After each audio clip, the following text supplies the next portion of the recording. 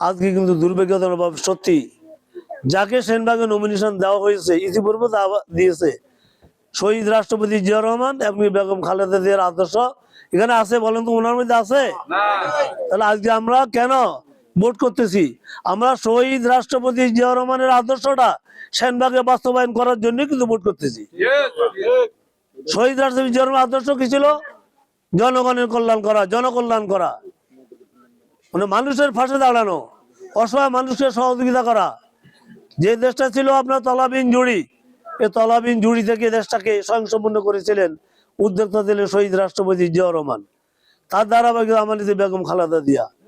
আমরা রাজনীতি করি, আমি একটা দল করি, কিন্তু দল মত ধর্ম বর্ণ নির্বিশেষে সবার একটা সমান অধিকারের সেনবাগ আমি প্রতিষ্ঠা করতে চাই।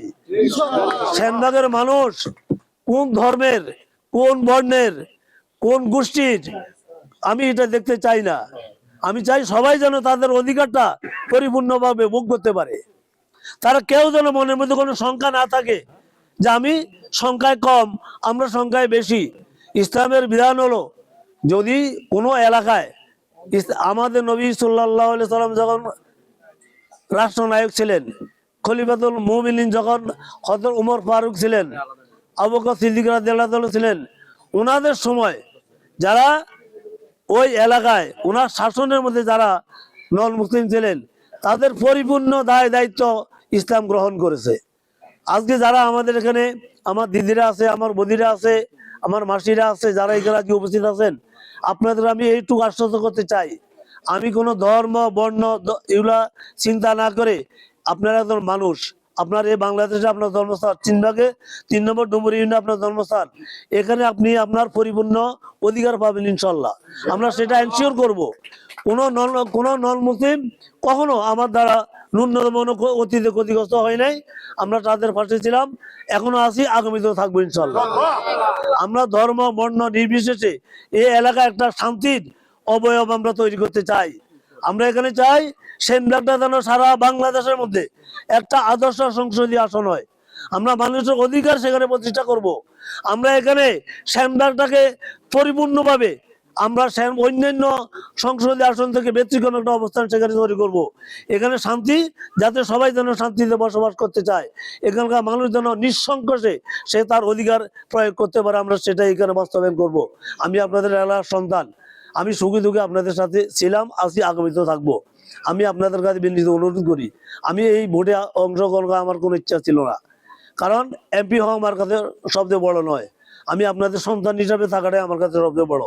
আমি যদি দুনিয়াতে চলে যাব সেদিন যেন আপনারা আমার জন্য দোয়া করেন, এটাই আমার একমাত্র চাওয়া, ভাই, বেশি আমার কিছু নেই।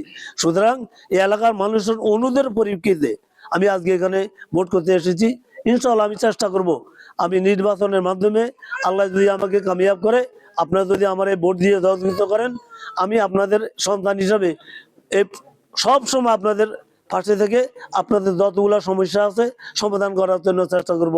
আমরা সবাই ভালো থাকি। আমি শহীদ রাষ্ট্রপতি জিয়া রহমানের জন্য দোয়া করি।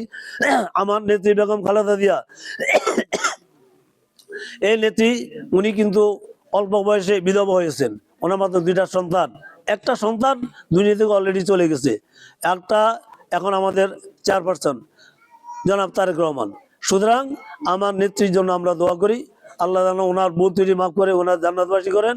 আর আমাদের নেতা জনাব তারেক রহমান আমরা দোয়া করি উনি যেন আগামীতে রাষ্ট্রপ্রধান হয়ে ওনার পিতা, ওনার মাতার মতো যেন দেশের সেবা করতে পারেন, দেশ জাতির জন্য কিছু করতে পারেন, আল্লাহ তাআলা সেই তৌফিক দান করে এই আশাবাদ ব্যক্ত করে সবাইকে আজকে যারা এই অনুষ্ঠান আয়োজন করেছেন, অনুষ্ঠানের জন্য যারা কষ্ট করেছেন, সংবাদ মাধ্যমের প্রতিনিধিবৃন্দ আজকে এখানে আছেন, যারা আজকে এখানে উপস্থিত আছেন, সবার প্রতি আমি কৃতজ্ঞতা প্রকাশ করে সবাইকে শুভেচ্ছা ও ধন্যবাদ জানিয়ে আমার বক্তব্য শেষ করছি। আল্লাহ হাফেজ, আসসালামু আলাইকুম।